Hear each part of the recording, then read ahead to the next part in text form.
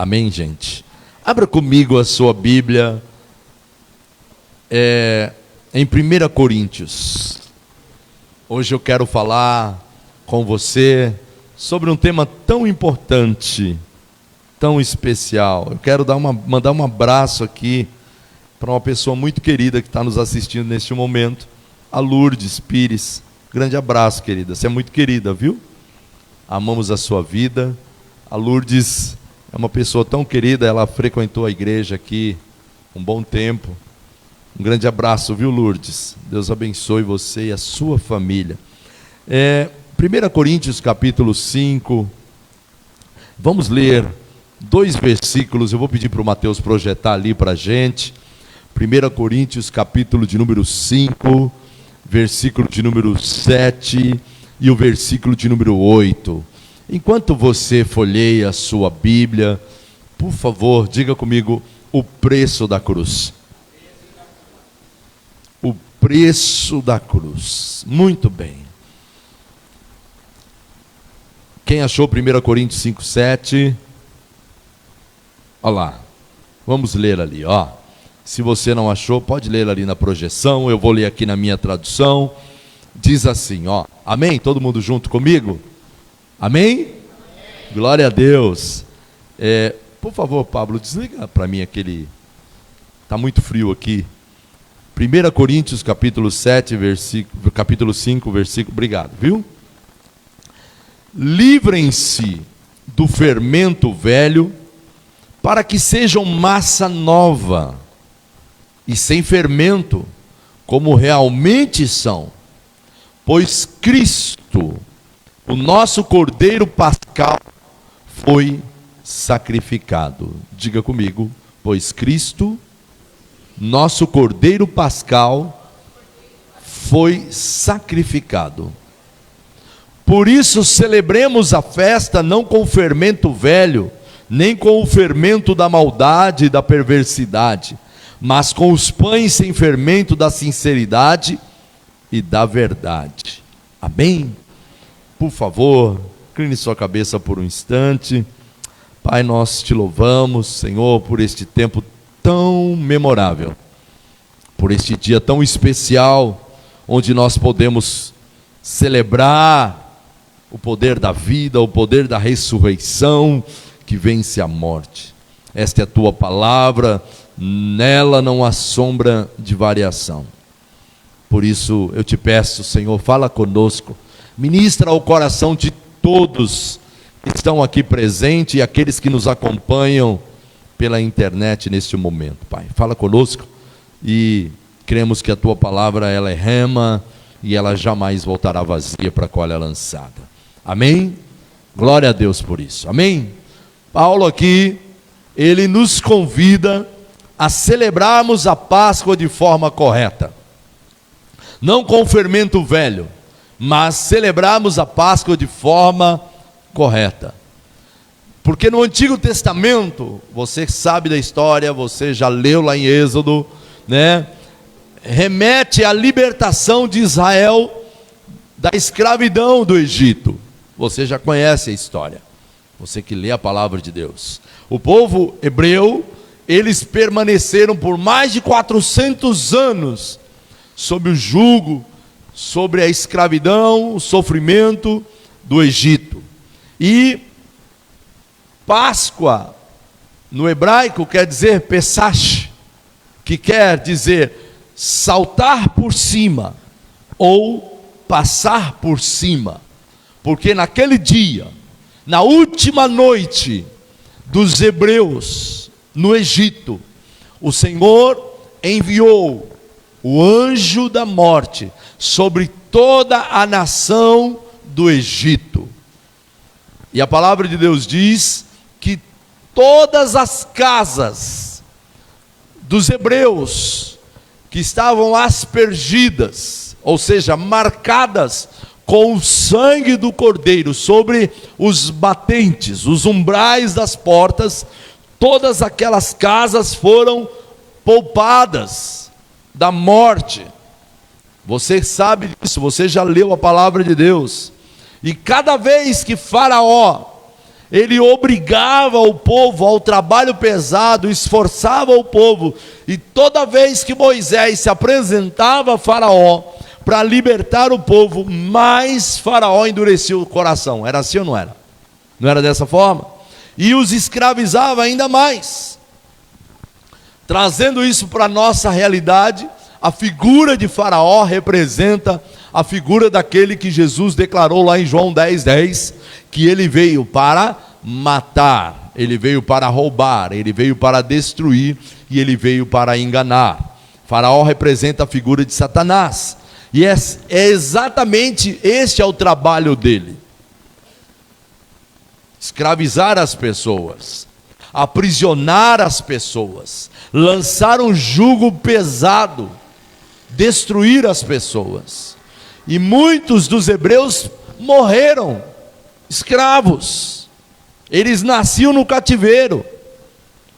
Toda aquela geração ali nasceu dentro do cativeiro.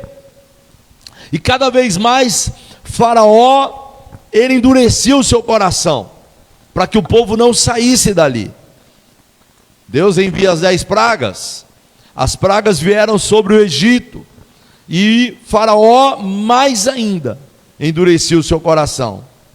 Inclusive, naquela noite, na última noite, foi a noite mais importante para os hebreus, e foi a pior noite para os egípcios, porque a Bíblia diz que todos os primogênitos, os primeiros filhos dos egípcios, todos os primogênitos, até mesmo dos animais, até mesmo o filho de Faraó, todos naquela noite morreram.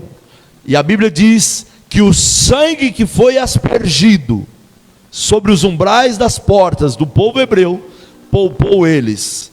E a Bíblia diz que aquele cordeiro que eles usaram ali para passar o sangue, ele foi sacrificado na Páscoa, que significa a passagem. O anjo da morte passaria por cima das casas, e com isso a proteção estava sobre cada casa dos hebreus, quando o anjo da morte passava.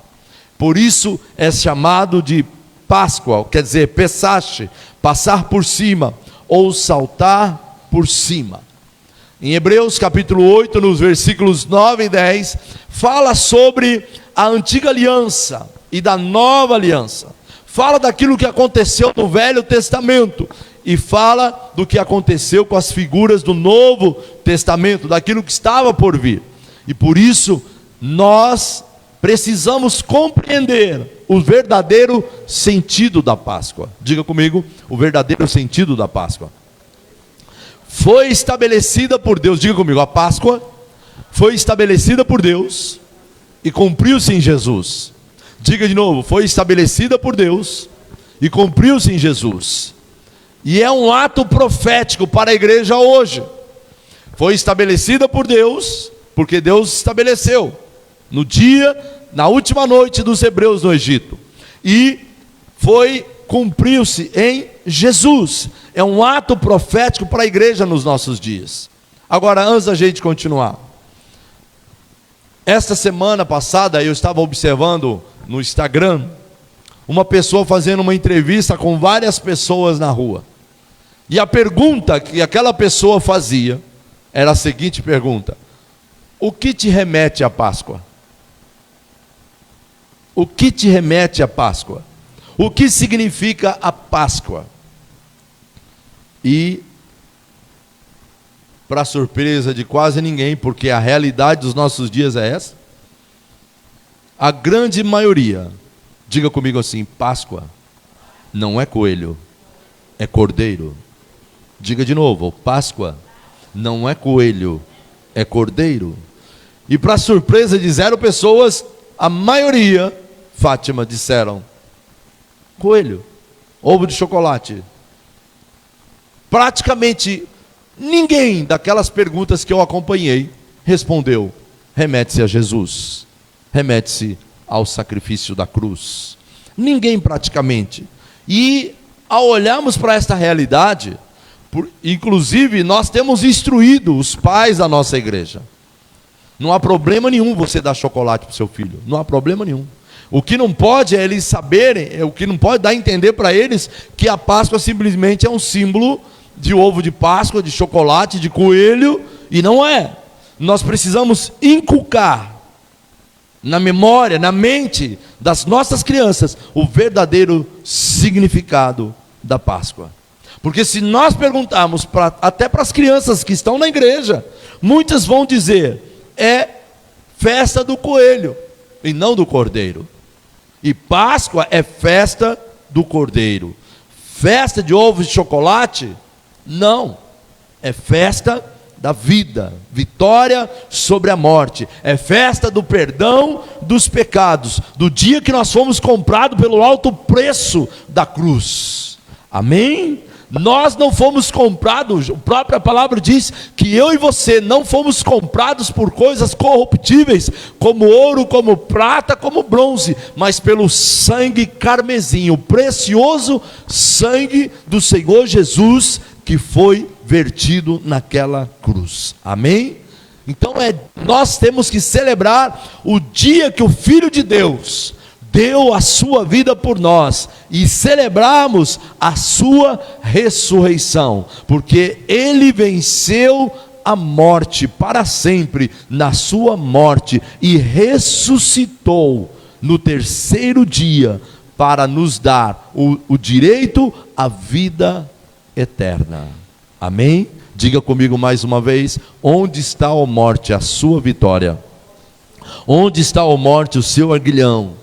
Vencida foi a morte pelo poder da vida em Cristo Jesus. Amém, amados? Então, como nós podemos celebrar a festa?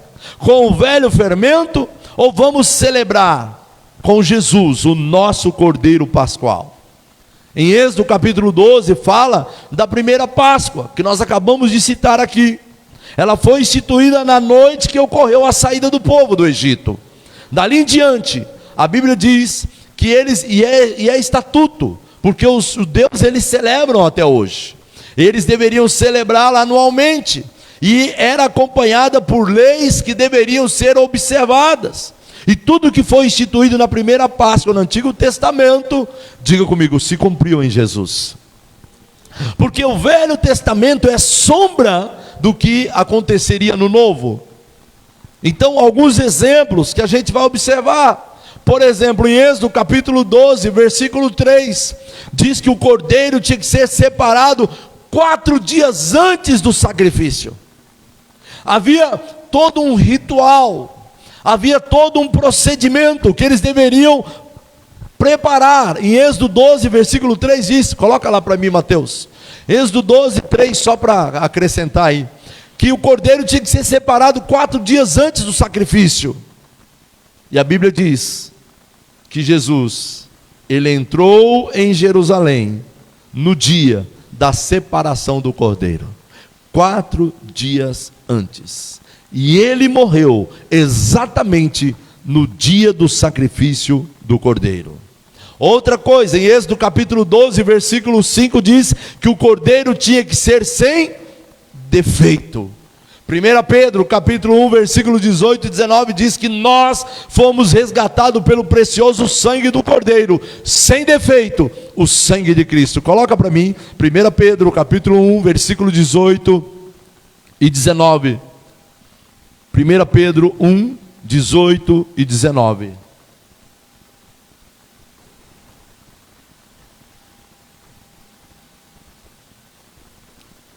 Pois vocês sabem que não foi por meio de coisas perecíveis como prata ou ouro que vocês foram redimidos da sua maneira vazia de viver, transmitida pelos seus antepassados, mas, diga comigo, mas pelo precioso sangue de Cristo, como de um cordeiro, sem mancha e sem defeito. Diga de novo, sem mancha e sem defeito. Então, em Êxodo 12, 5 diz que o cordeiro não podia ter nenhum defeito. E aqui em 1 Pedro, no Novo Testamento, você encontra Jesus sendo entregue numa cruz como um cordeiro, sem defeito e sem mancha. Outra coisa, Êxodo capítulo 12, versículo 6 diz que o cordeiro tinha que ser imolado por toda a congregação. Ou seja, ele tinha que ser sacrificado diante da congregação. E a Bíblia diz que Jesus, ele foi sacrificado diante de todos, sim ou não? Foi, diante de todos. Quem estava lá? Os líderes religiosos, os líderes civis, a vontade do povo, quando clamaram, dizendo: soltem Barrabás e sacrifiquem ou crucifiquem a Jesus. Todos gritavam numa só voz: crucificam-o, crucificam. E naquele momento, a revelação se cumpriu profeticamente, estava se cumprindo em Jesus. Êxodo capítulo 12, versículo 7 até o 13, diz que o cordeiro teria o seu sangue aplicado sobre as ombreiras das portas, nas vergas das portas, como sinal de proteção.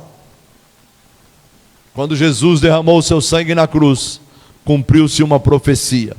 Malaquias, coloca para mim, perdão, Mateus, coloca Mateus 26, 28, porque ele diz: porque isto é meu sangue, o sangue da aliança, que é derramado em favor de muitos, para a remissão dos pecados. O próprio Jesus declara isto.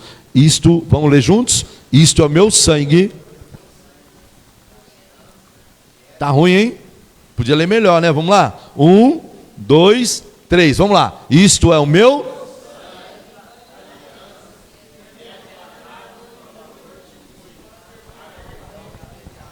Amém, gente? O sangue de Jesus, diga comigo: o sangue de Jesus traz purificação. Diga: o sangue de Jesus traz proteção sobrenatural. Diga: o sangue de Jesus garante salvação, vida eterna. Amém? Então, o sangue de Jesus, ele nos garante portas espirituais abertas. Êxodo, capítulo de número 12, versículo 46, diz que nenhum osso do cordeiro, do animal, do sacrifício, poderia ser quebrado. Coloca para mim, João capítulo 19. Em Jesus se cumpriu profeticamente essa profecia. O que eles faziam com os presos? Perdão, com aqueles que estavam presos, que estavam sentenciados à morte de cruz. Você sabe o que eles faziam, Cândido? Quando o malfeitor, ele era crucificado, porque quem era crucificado era tido como a pior espécie de malfeitores, e quando ele era crucificado, para antecipar a morte dele, para ele não ficar agonizando na cruz, eles vinham com um taco, um negócio de madeira forte, e quebrava as duas pernas numa pancada. O corpo cedia, o pulmão se comprimia, e a pessoa, ela se asfixiava, morria mais rápido. Agora observa o que diz em João capítulo 19, versículo 33. João 19, 33. Mas quando chegaram a... Lê comigo, vamos juntos, gente, vamos lá. 1, 2, 3. Mas quando chegaram a Jesus, constatado que já estava... Não lhe quebraram o que, igreja? Não lhe quebraram as pernas. Vamos comigo em Êxodo 12, 46. Nenhum osso poderia ser quebrado do animal, do cordeiro, do sacrifício. Então, o Velho Testamento é uma sombra do que Jesus iria fazer. Porém, chegando a Jesus, vendo que já estava morto, não lhes quebraram as pernas. Agora coloca o versículo 36. João 19, 36. João 19, 36. Vamos ler juntos? Estas coisas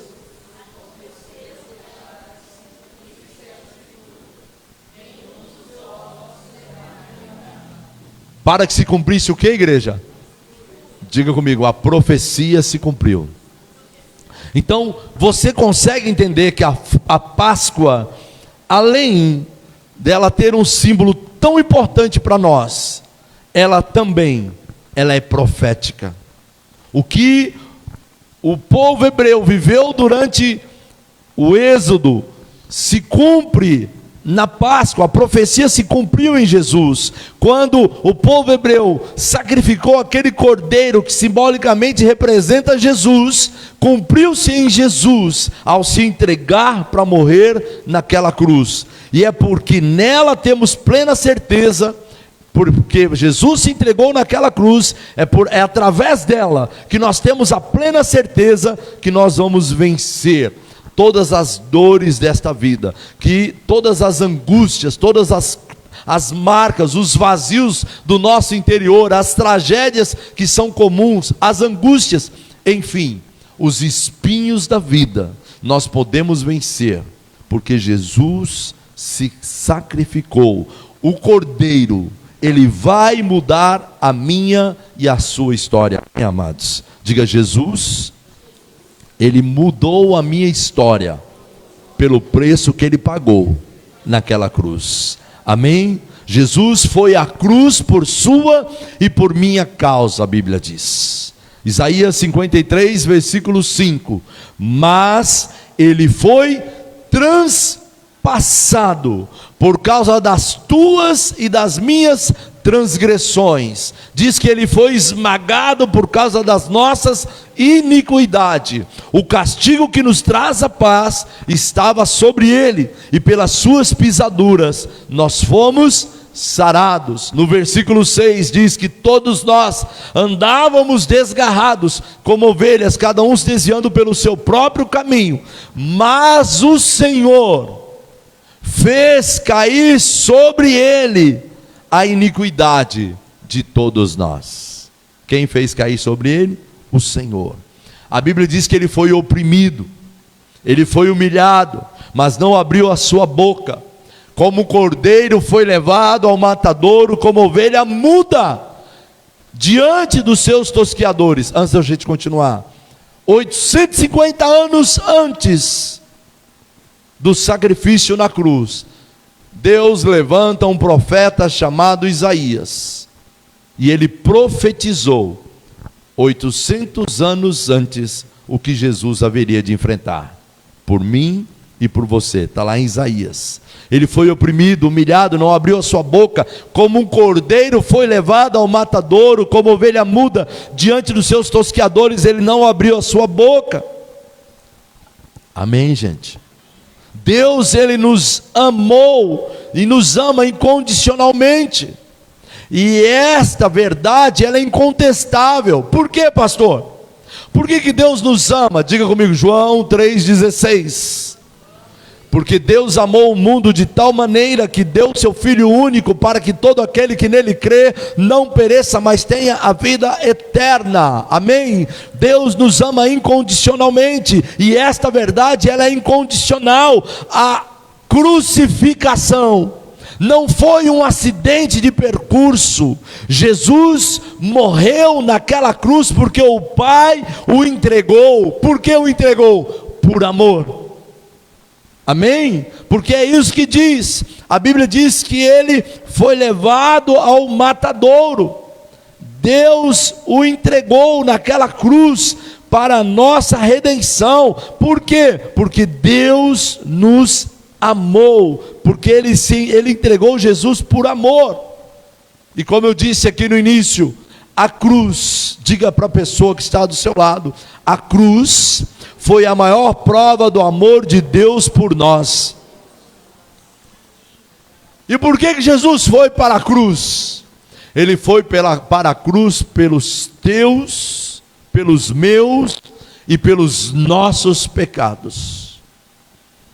O castigo que nos traz a paz, é o que Isaías vai dizer. O castigo que nos traz a paz estava sobre ele, e pelas suas pisaduras.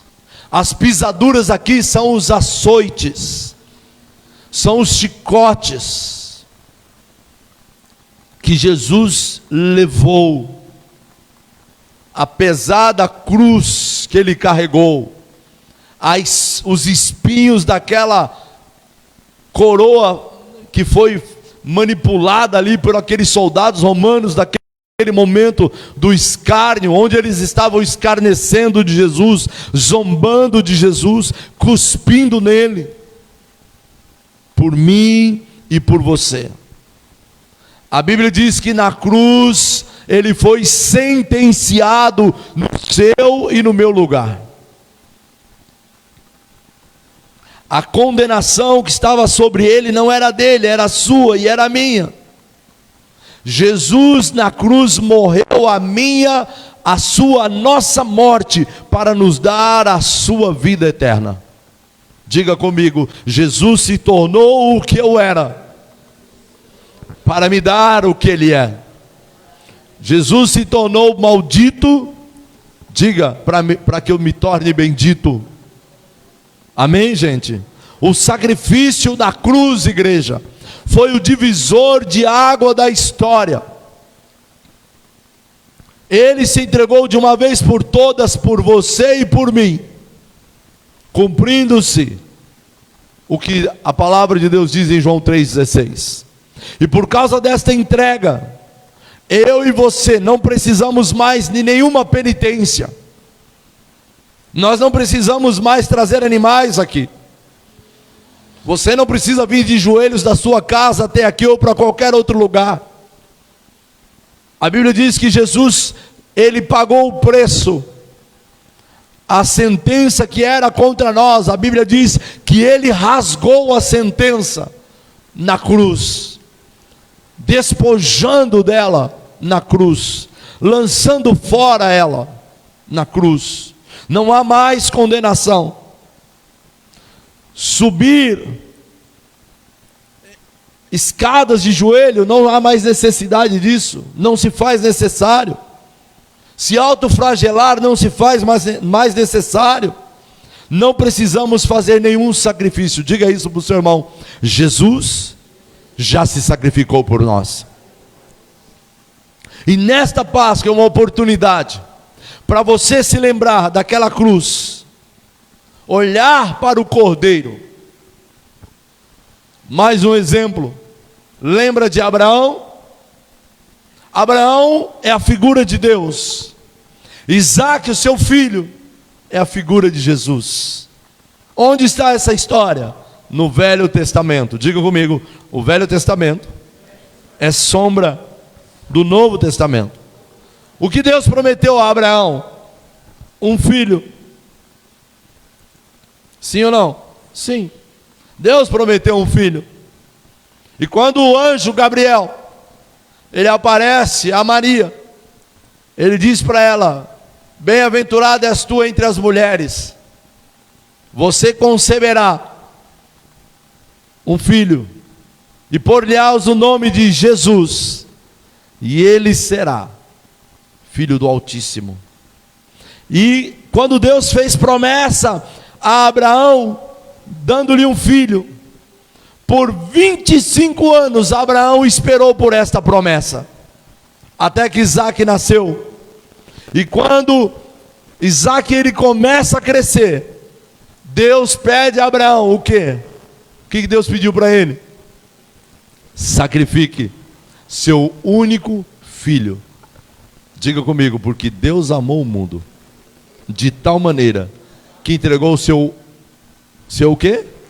Único filho. Então a figura de Abraão representa a figura de Deus, Isaque representa a figura de Jesus. E quando Isaque adquire uma certa estatura, Deus pede para Abraão: me entregue seu único filho. E Abraão, mesmo sem entender, antes da gente continuar, eu confesso que eu tenho certeza que eu não teria essa sensibilidade de Abraão, de ouvir a voz de Deus a tal ponto de dizer: eis-me aqui. Quando Deus falou com ele: entrega seu único filho. Quantos pais e mães nós temos aqui? Eu não teria coragem de dar um pedaço do meu filho para você, Zé Roberto. Nem você. Nem um pedaço. Muito menos a vida dele. Sim ou não? É verdade ou não é, irmãos? Você não teria coragem, Wanderson? Nem um pedaço.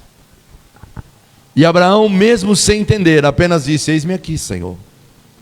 Após 3 dias de viagem, você conhece a história, estou resumindo. 3 dias de viagem, Abraão, ele diz para os seus servos: olha, vocês vão ficar aqui. E eu,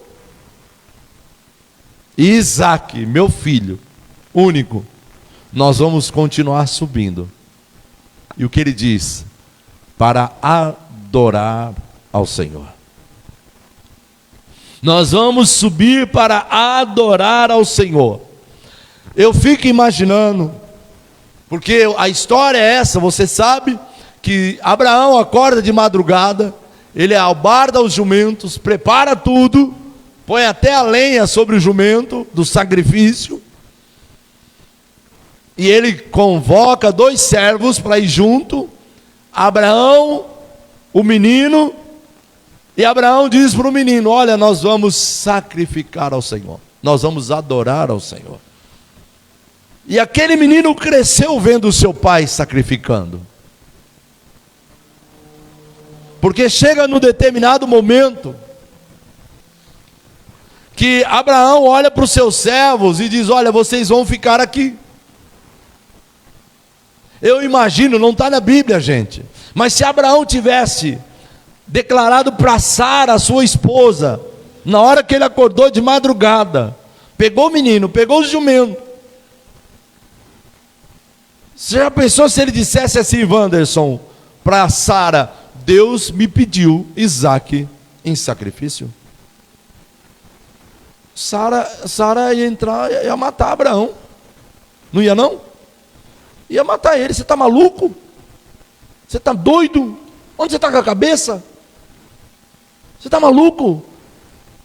Como sacrificar o menino? Você não tem que sacrificar a ovelha, o cordeiro, o cabrito. Você vai sacrificar o menino. Imagine se fosse isso. Mas ele não falou nada. E no meio do caminho ele disse para os seus servos: olha, vocês fiquem aqui. Propositalmente, porque imagine Silas, Abraão levantar o cutelo, o servo falar assim: onde é que esse homem vai com essa faca? Está maluco? E o menino amarrado sobre a lenha. E foi exatamente isso que aconteceu. Eles ficaram pelo meio do caminho. E Abraão continua. E de repente ali, Abraão começa a preparar ali o altar do sacrifício.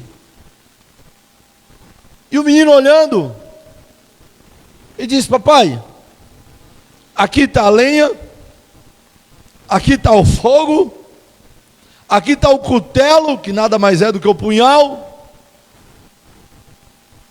Está tudo aqui, mas cadê o cordeiro do sacrifício? Diga comigo: como ovelha muda, ele foi levado ao matadouro, mas não abriu a sua boca. E a Bíblia diz que Abraão diz para aqueles servos: olha, nós vamos adorar e logo voltamos. E quando chega naquele lugar, Gênesis capítulo 22, de 9 a 11. Levantou Abraão o altar, pôs a lenha, amarrou Isaque e deitou sobre o altar.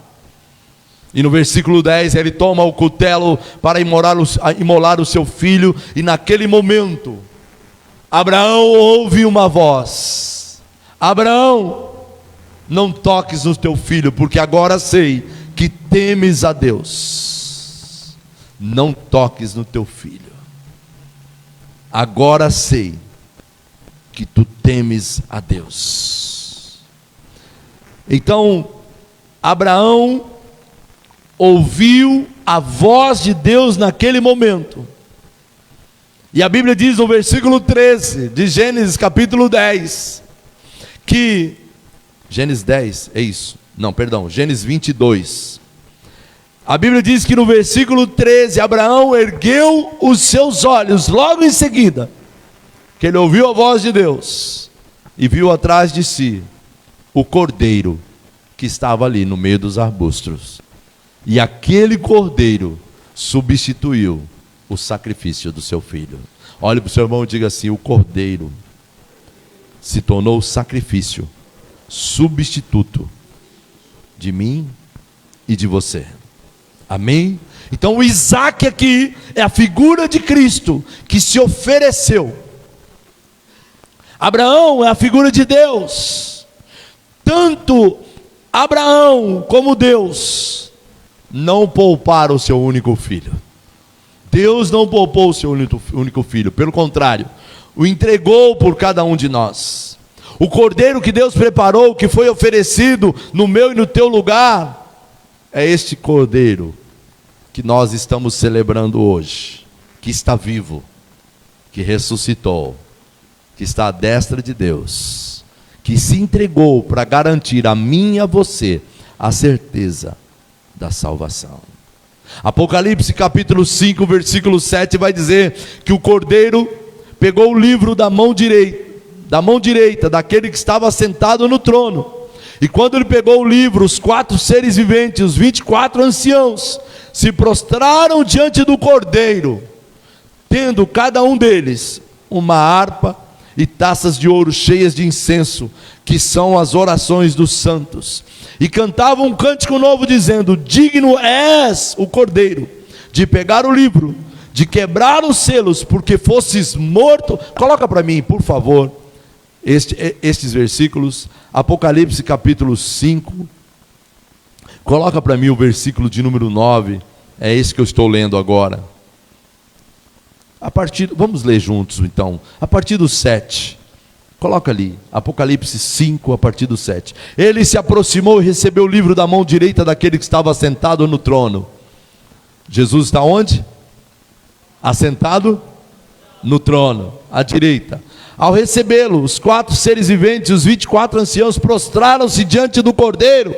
Cada um deles tinha uma harpa. Diante de quem, igreja? Do cordeiro. Cada um deles tinha uma harpa e taças de ouro cheias de incenso, que são as orações dos santos. Olha lá onde estão as suas orações. E eles cantavam um cântico novo: tu és digno de receber o livro, de abrir os seus selos, pois fostes morto, e com teu sangue comprastes para Deus gente, leia comigo,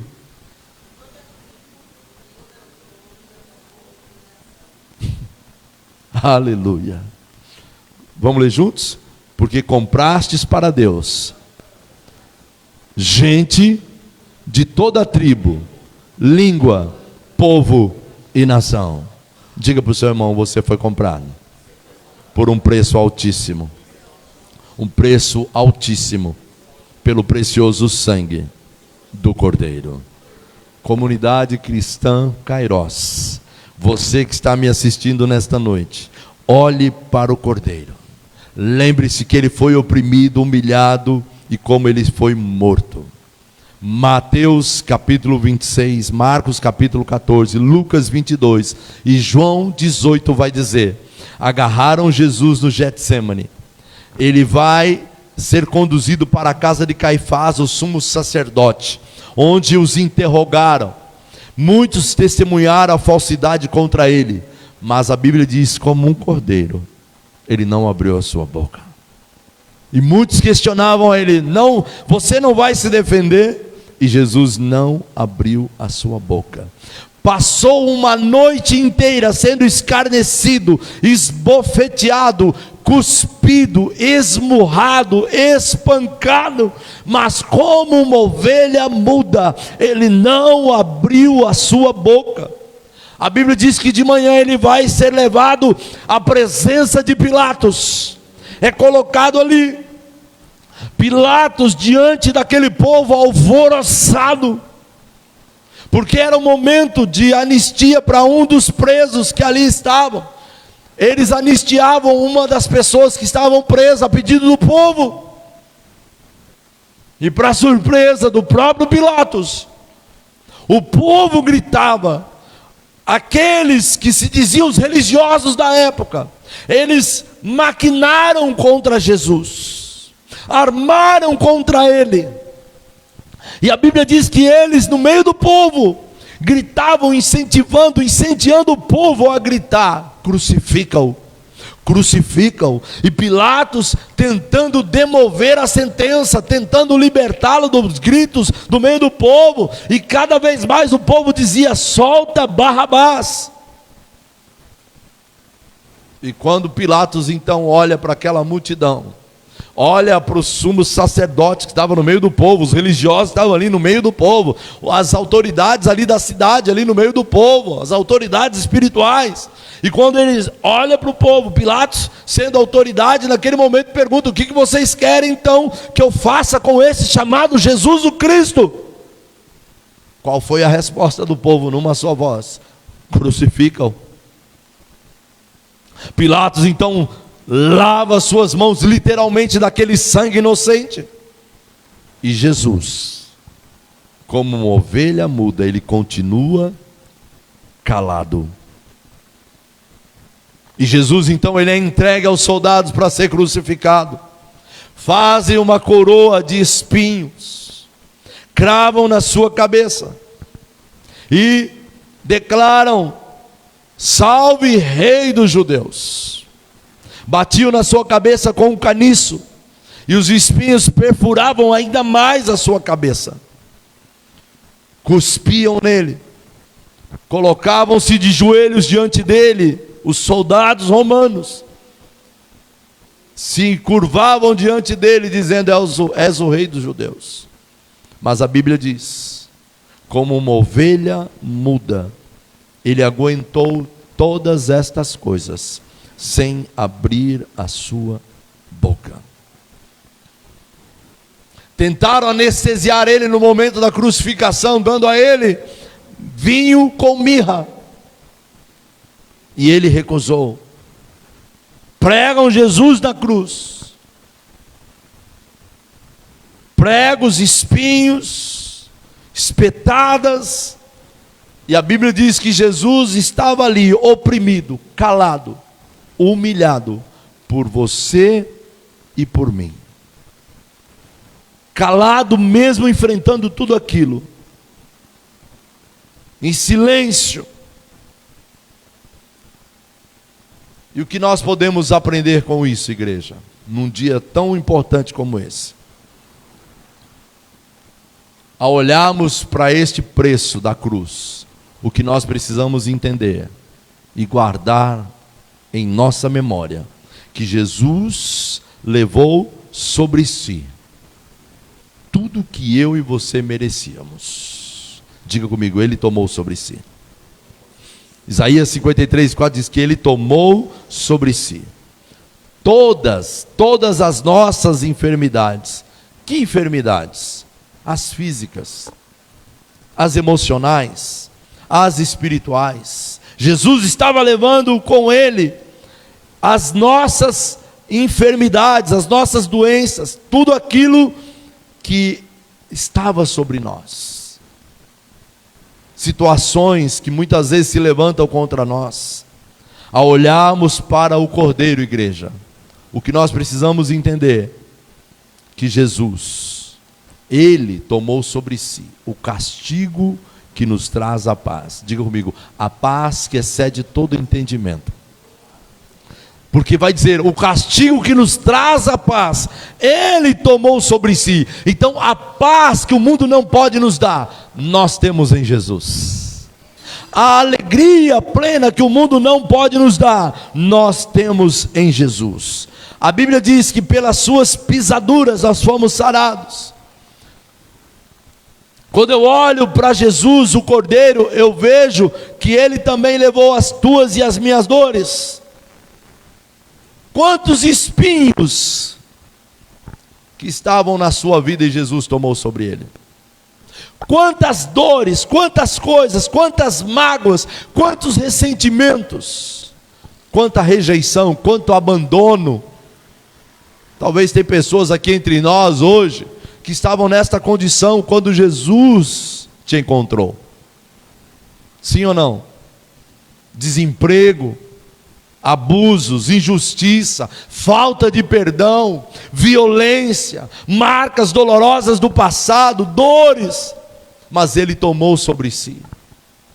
Ele tomou sobre si.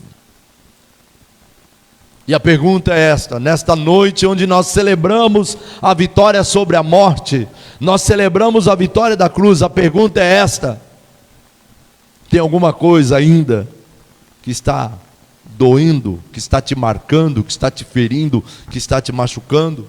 Seja na tua família, seja na tua vida emocional, seja na tua vida conjugal, seja na tua vida financeira, seja em qualquer área que for, o Cordeiro, ele está entre nós para nos libertar, para nos curar, para nos restaurar, para nos transformar. Amém? Então guarde isto: o Cordeiro se entregou, Jesus se entregou naquela cruz, e hoje ele nos garante que nós alcançamos a redenção pelo preço que foi pago lá na cruz. Quando eu olho para o Cordeiro, sem dúvida nenhuma, tudo aquilo que diz respeito a este mundo tão ruim, de tantas coisas acontecendo, nós sabemos que Jesus, ele pagou um preço pela remissão, pela redenção de toda a humanidade. Mas infelizmente, nem todos aceitaram, nem todos quiseram. Jesus pagou um preço altíssimo. Ele sabia o que ele haveria de enfrentar, por mim e por você. E agora nós podemos olhar para trás e analisar a vida de cada um de nós, o que Jesus fez, o que ele fez, o preço que ele pagou, quantas coisas que você e eu vivíamos, e hoje não precisamos mais viver. Sabe por quê? Porque Jesus pagou um preço altíssimo pela sua e pela minha redenção. Amém? Isaías 53:4 vai dizer assim: nós o considerávamos como aflito, ferido de Deus, ele foi oprimido. Amém? E hoje ele está aqui entre nós para ser celebrado, ser exaltado, ser glorificado, ser entronizado, porque lá em Salmos 24 diz assim: levantai, ó portas, as vossas cabeças, levantai, ó portais eternos, para que entre o Rei da glória. Amém?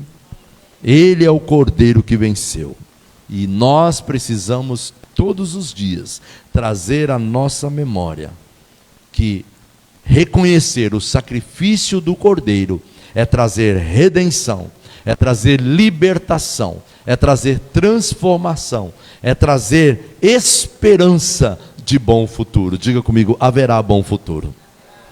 Sabe por quê? Essa é a nossa maior esperança, que Jesus na sua morte alcançou para mim e para você a vitória sobre a morte. A morte não é o último estágio, pelo contrário, a morte é a passagem para a eternidade, a vida eterna. Se Jesus não tivesse se entregado, com certeza, hoje nós não poderíamos estar podendo celebrar o poder da vida que vence a morte. Amém? Ele foi transpassado por minha e por suas iniquidades. Toda culpa, toda iniquidade, toda acusação dá lugar, diga comigo, à graça, ao amor e ao perdão. Amém? Hoje nós estamos debaixo da graça, hoje nós estamos debaixo do amor de Deus, hoje nós estamos debaixo do perdão de Deus. Amém? Eu quero te convidar a ficar de pé no seu lugar.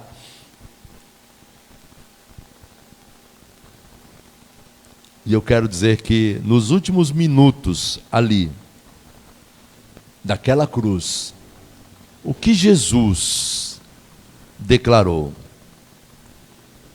Aquele cordeiro que estava mudo até a cruz, aquele cordeiro que estava mudo, não abriu a sua boca até o momento da crucificação, e logo após ser crucificado, o cordeiro que estava mudo, ele começa a falar, transpassado, pregado, chicoteado, ferido, zombado, escarnecido, sangrando naquela cruz.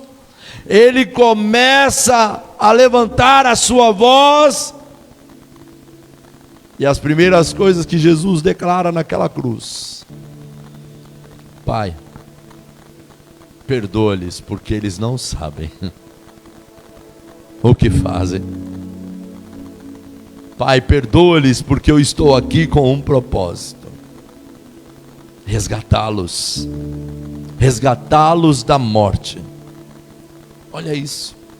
Para quem estava mudo, que poderia se defender, ele poderia se justificar diante de todos aqueles algozes, diante de toda aquela zombaria, diante de todos os escárnios, chicotes, açoites, ele poderia se justificar dizendo: eu sou inocente.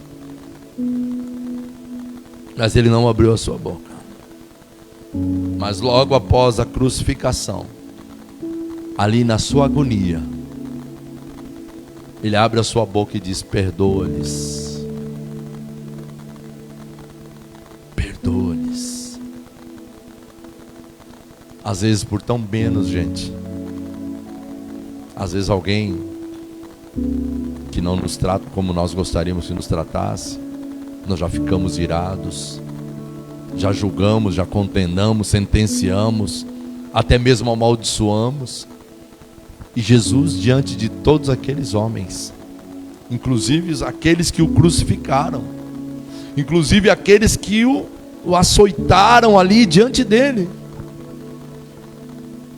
Pai, perdoa-lhes, eles não sabem o que estão fazendo. Que amor é este? Que visão, que propósito. Ele estava levando sobre ele as angústias, as tragédias, os males, os pecados, tanta coisa. Mas ele não abriu a sua boca, ele estava lá, por mim e por você, mesmo sabendo dos meus e dos teus pecados, porque nós pecamos constantemente, e ele está dizendo: Pai, perdoa-lhes, perdoa-lhes.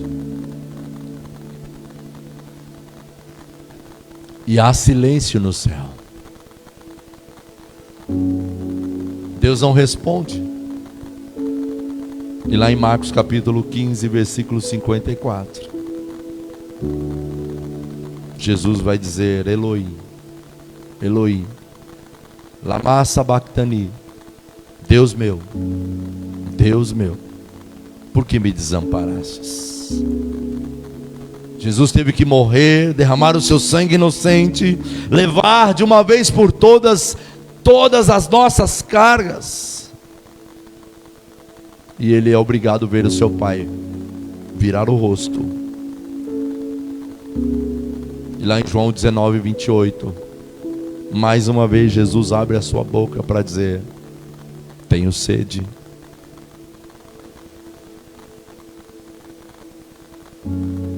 E Jesus depois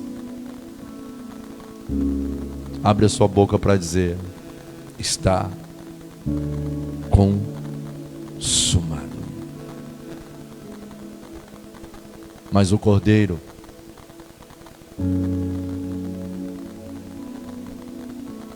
naquela noite, naquele dia de crucificação, que disse assim: eu tenho sede, e deram para ele vinagre. Em seguida ele inclinou a sua cabeça e disse: está consumado. É o mesmo que vai dizer lá em João 7,37: se alguém tem sede, venha até mim e beba. E aquele que crê em mim, como diz as Escrituras, do seu interior fluirão rios de águas vivas. Rios de águas vivas. E Jesus continua falando: tenho sede. E ele termina dizendo: Pai, nas tuas mãos eu entrego o meu espírito. E de repente os céus se abrem, a terra estremece, O véu do templo se rasga de alto a baixo. Um véu tão extenso, tão grosso, como se estivesse rasgando uma folha de papel. Aqueles mesmo que o crucificaram, que o espancaram, vendo esta teofania, essa manifestação naquele Gólgota, alguns caem de joelhos. E depois de um tempo, um homem chamado José de Arimateia pede autorização, tira Jesus daquela cruz, envolve o seu corpo, como a tradição dos judeus tinha, sepulta ele naquele túmulo. A Bíblia diz que os guardas ficam ali de prontidão.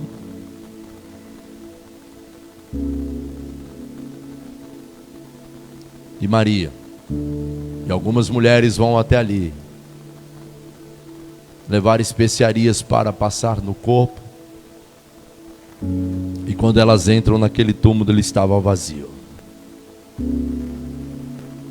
E mais uma vez ouve-se outra voz: por que vocês buscam entre os mortos aquele que vive?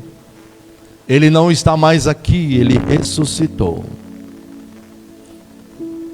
E Jesus em seguida aparece aos seus discípulos, sem os cravos, sem a coroa de espinho,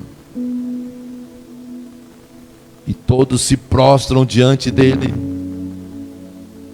E Jesus, eu quero terminar aqui, anuncia àqueles homens uma das suas maiores mensagens. Está lá em João 16,14. E disse-lhes: vão por todo o mundo, pregue o evangelho a toda criatura. Quem crer e for batizado será salvo, quem porém não crer será condenado. E estes sinais acompanharão aqueles que creem em meu nome: expulsarão demônios, falarão novas línguas, pegarão serpentes, e beberem alguma coisa mortífera não lhes fará mal algum. E se vocês impuserem as mãos sobre os enfermos, eles ficarão curados. Jesus, o Cordeiro, está entre nós, e Ele garante que a vitória da cruz é sua, é minha, é nossa. Amém? Amém? E eu quero terminar lendo para você Apocalipse capítulo 7, versículos 9 e 10. Apocalipse 7, 9 e 10 diz assim: depois destas coisas vi, eis que é uma grande multidão, que ninguém podia contar, de todas as nações, tribos, povos e línguas, em pé diante do trono e diante do Cordeiro, vestidos de vestes brancas, com ramos e palmas nas mãos, e clamavam com forte voz, dizendo: ao nosso Deus que está sentado no trono e ao Cordeiro pertence a salvação. Coloca o versículo 10, versículo 10. Não, é Apocalipse 7, versículo 10. Diga comigo: e clamavam em alta voz: a salvação pertence ao nosso Deus que está assentado no trono e ao Cordeiro. 11.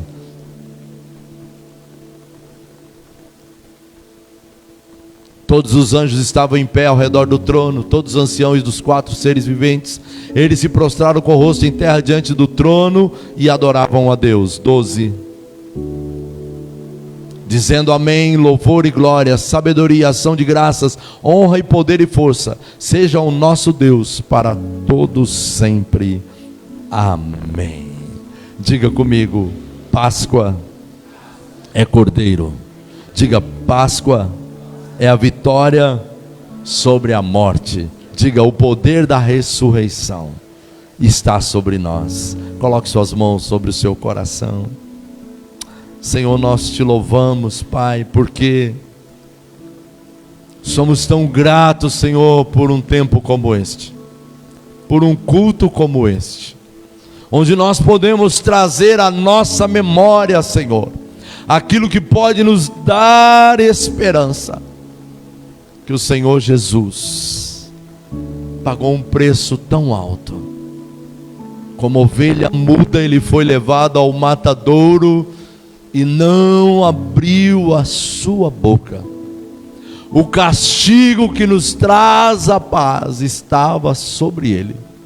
Pelas suas pisaduras nós somos sarados. E hoje nós podemos declarar o poder da vida, o poder da ressurreição, que ressuscitou ao Senhor Jesus Cristo. O preço foi alto, o preço foi pago, e hoje não há mais condenação, já não há mais sentença. Levante suas mãos comigo e diga: onde está, ó morte, a sua vitória? Onde está, ó morte, o seu aguilhão? O meu Redentor, ele está vivo, e ele reina e vive para sempre. O poder da vida, o poder da ressurreição, que ressuscitou ao Senhor Jesus, está sobre mim. Hoje eu posso celebrar com alegria. Sou livre, tenho liberdade, fui alcançado, fui remido, fui liberto, fui resgatado, restaurado, transformado pelo poder do sangue derramado na cruz do Calvário. E hoje nós podemos celebrar. Tetelestai. Diga: tetelestai. Aleluia. Ele está vivo. Ele está vivo. Ressuscitou para sempre. Diga para o seu irmão assim: ele pagou um preço altíssimo. Pergunte assim: não há mais condenação, não há mais sentença. Ele levou sobre si. E hoje nós podemos celebrar a maior prova de amor que já existiu. Jesus foi crucificado, se entregou naquela cruz por sua e por minha redenção. Amém? Glórias a Deus. Quantos podem dizer glória a Deus? Quantos podem dizer: o Cordeiro está vivo e reina para sempre? Você pode dar um forte aplauso ao Senhor por isso. Aleluia. Glórias a Deus. Amém, gente? Então lembre-se disto: Páscoa é cordeiro, não é coelho. Guarde isso na memória dos teus filhos, na memória da tua família. Inculca isso na cabeça dos teus filhos. Não tem problema nenhum você dar chocolate para ele, mas deixe bem claro para ele que nesta época não se celebra coelhos ou ovos de chocolate. Se celebra a vitória sobre a morte eterna. Celebra-se a vitória da vida eterna, a garantia da vida eterna. É precioso isso, muito precioso saber, a ponto dele se entregar. A Bíblia diz que ninguém tirou a minha vida, eu dei a minha vida por vocês. Amém? Levante suas mãos comigo. Que o grande amor de Deus Pai, a graça de nosso Senhor e Salvador Jesus Cristo, as eternas e presentes consolações do Espírito Santo esteja sobre a sua vida, sobre a sua casa, sobre a sua família. Que você tenha uma semana maravilhosa, uma semana abençoadíssima, uma semana debaixo do favor do Cordeiro. Diga comigo: o Senhor é meu pastor e nada me faltará. Ainda que eu ande pelo vale da sombra da morte, não temerei mal algum, porque tu estás comigo. A tua vara, o teu cajado me consolam. Posso todas as coisas naquele que me fortalece. Maior é aquele que está em mim do que aquele que está no mundo. Um grande abraço para você que está nos assistindo, minha querida mãe que está ali me assistindo, Deus te abençoe. Minha querida prima Maria que está ali assistindo, o pessoal aqui da igreja, o Jonathan, a Andréia, um grande abraço para todos vocês. Deus abençoe a todos, uma semana vitoriosa. Antes de você sair, você vai dar um abraço aí, pelo menos 10 pessoas, viu? E vamos ter um tempo de comunhão ali no final do culto, vamos lá. Todo mundo, ninguém vai embora não, tá bom, gente? A pastora preparou um lanchinho ali para todo mundo. Glória a Deus. Deus abençoe você e sua casa. Um beijo no coração de todos, e você que nos deu a honra da sua companhia até agora, um grande abraço, uma semana de vitórias em nome de Jesus.